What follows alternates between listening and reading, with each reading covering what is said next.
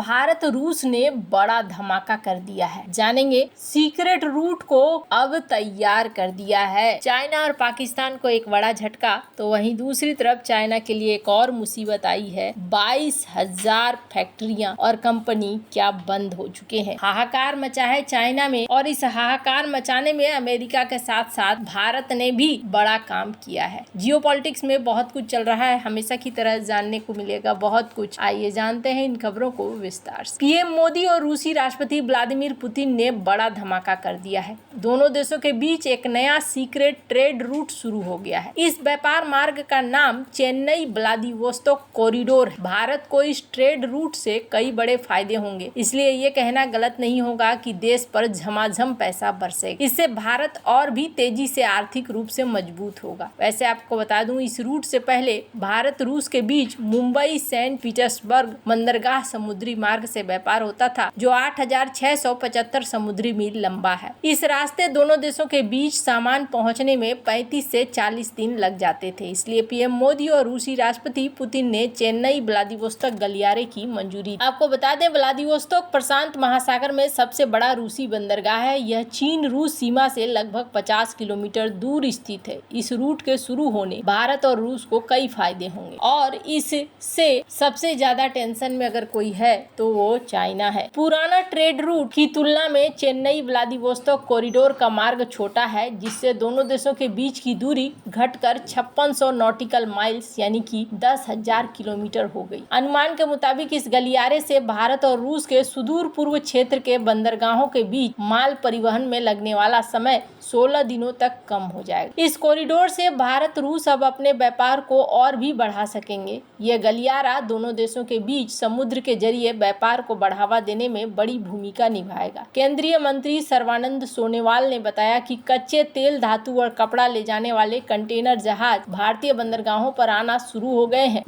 यह मार्ग व्यापार को बढ़ावा देने में महत्वपूर्ण भूमिका निभाएगा। उन्होंने बताया कि सरकार बंदरगाह क्षमता, पोत परिवहन, जहाज निर्माण और अंतर्देशीय जलमार्गों को बढ़ावा देने के लिए 80 लाख करोड़ रुपए के निवेश के साथ 2047 तक समुद्री क्षेत्र में क्रांति लाना चाहती है। भारत दुनिया की सबसे तेजी से बढ़ती इकोनॉमी में शामिल है। अनुमान जताया जा रहा है कि 2025 तक देश जापान को पछाड़कर दुनिया की चौथी सबसे बड़ी अर्थव्यवस्था बन जाएगा। वहीं पाकिस्तान की अर्थव्यवस्था बेपटरी हो चुकी है। वहीं चीन की इकोनॉमी में जबरदस्त सुस्ती देखी जा रही है। चीन, पाकिस्तान दोनों ने ही व्यापार के लिए रूस पर जमकर डोरे डाले, लेकिन पीएम मोदी और पुतिन की दोस्ती ने उनके मंसूबों पर पानी फेर रखा है। भारत और रूस के बीच कारोबार भी लगातार बढ़ता जा रहा है। 2023 में दोनों देशों के बीच 5.37 लाख करोड़ रुपए का कारोबार हुआ, जो साल 2021 की तुलना में 4 गुना है। और अब जब बंदरगाहों के बीच माल परिवहन में लगने वाला समय 16 दिनों तक कम हो जाएगा, तो इसका फायदा दोनों ही देशों को मिलेगा। इस रूट से भारत और रूस के आपसी रिश्तों के साथ व्यापारिक रिश्ते भी मजबूत होंगे। इससे कहीं न कहीं रूस और पाकिस्तान के साथ रूस का व्यापार प्रभावित होगा। है जहां एक तरफ ये सब कुछ चल रहा है और ये एक बड़ा झटका है, तो वहीं दूसरी तरफ चाइना को एक और बड़ा झटका लगा है। आपको याद होगा कि अब से कुछ समय पहले चाइना को लेकर TSMC को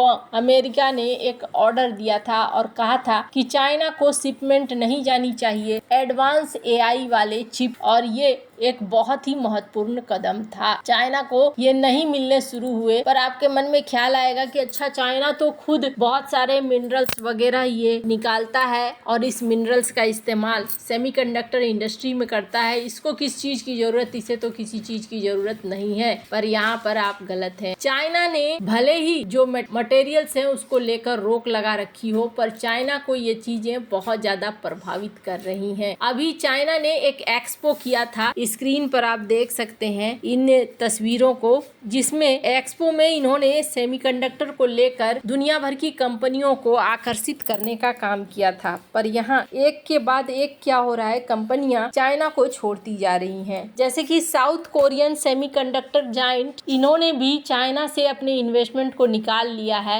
और वियतनाम की तरफ ये शिफ्ट कर रहे हैं। क्यों शिफ्ट कर रहे हैं? क्योंकि इन्हें बहुत अच्छे से पता है अब चाइना के ऊपर जिस तरीके से प्रतिबंध लग रहे हैं, ये प्रतिबंध काफी ज्यादा असर करने वाले हैं। इन सब के बीच में द इकोनॉमिक्स टाइम्स की एक खबर देख सकते हैं, जिसमें ये कहा जा रहा है 5 सेमीकंडक्टर यूनिट्स को प्लांट किया जा रहा है और कई सारे प्रोजेक्ट यहाँ पर पाइपलाइन में है। भारत भी बहुत तेजी से इस क्षेत्र में आगे बढ़ रहा है। अब इन सब के बीच में कहा जा रहा है कि 5 सालों के अंदर चाइना की हालत कितनी बुरी हो गई है। चाइना को अपने 22,000 कंपनियों को शट डाउन करना पड़ा है, बंद करना पड़ा है। और ये ज्यादातर कंपनियां किस चीज की है? सेमीकंडक्टर की है। लिबर्टी टाइम्स के अनुसार चीनी मीडिया आउटलेट TMT पोस्ट का हवाला देते हुए कहा गया कि चूंकि अमेरिका ने 2019 से ही चीन के सेमीकंडक्टर उद्योग पर प्रतिबंध लगाए हैं, इसलिए 2023 के अंत तक 22,000 से अधिक चीनी चिप कंपनियां बंद हो गई हैं। रिपोर्ट में बताया गया कि बड़ी संख्या में चीनी चिप कंपनियां कारोबार से बाहर हो गई हैं, मुख्य रूप से इसलिए क्योंकि कई छोटी और मध्यम आकार की कंपनियों के पास आवश्यक कोर टेक्नोलॉजी की कमी है और उन्हें टेक्निकल बाधाओं को दूर करने में कठिनाइयों का सामना करना पड़ रहा है। एक और मुद्दा निवेश की कमी है, विशेष रूप से छोटी चिप कंपनियों के लिए, जैसा कि रिपोर्ट में संकेत दिया गया और कहा गया कि अमेरिका चीन के सेमीकंडक्टर उद्योग में निवेश को प्रतिबंधित करता है। अमेरिकी प्रतिबंधों के कारण यूरोपीय निवेशक भी चीनी चिप कंपनियों में निवेश करने से हिचकिचाते हैं। रिपोर्ट में यह भी कहा गया कि बड़ी कंपनियों ने वैकल्पिक आपूर्तिकर्ताओं को सुरक्षित करने के लिए अरबों डॉलर का निवेश किया है और कहा जाता है कि हुआवे ने अपने व्यवसाय को बनाए रखने के लिए फाउंड्री का एक नेटवर्क स्थापित किया है, जो छोटी चिप कंपनियों के पास सरकारी वित्तीय सहायता के बिना बने रहने के लिए संसाधनों की कमी है। दूसरी ओर चीन ने 2024 के पहले 7 महीनों में चिप्स में कुल 122 बिलियन अमेरिकी डॉलर का व्यापार घाटा दर्ज किया, जो आयातित हाई एंड चिप पर इसकी निरंतर निर्भरता को दिखलाता है, जैसा कि रिपोर्ट में बताया गया। रिपोर्ट के अनुसार चीन के सामान्य सीमा शुल्क प्रशासन के आंकड़ों का हवाला देते हुए इस वर्ष के पहले 7 महीनों में चीन ने लगभग 212 बिलियन अमेरिकी डॉलर के कुल मूल्य के 308 बिलियन चिप्स को खरीदा, जो 2023 की इसी अवधि की तुलना में मात्रा में 14.5%, मूल्य में 11.5% की साल दर साल वृद्धि को दिखलाता है, जो बताता है कि चीनी कंपनियां इन प्रोडक्ट पर अमेरिकी निर्यात प्रतिबंधों से पहले हाई बैंडविड्थ मेमोरी जैसे हाई एंड चिप्स का सक्रिय रूप से भंडारण कर रही थी। इस बीच इस वर्ष के पहले 7 महीनों में चीन ने 166.6 बिलियन चिप्स का निर्यात किया। इसमें मुख्य रूप से ऑटोमोबाइल, घरेलू उपकरणों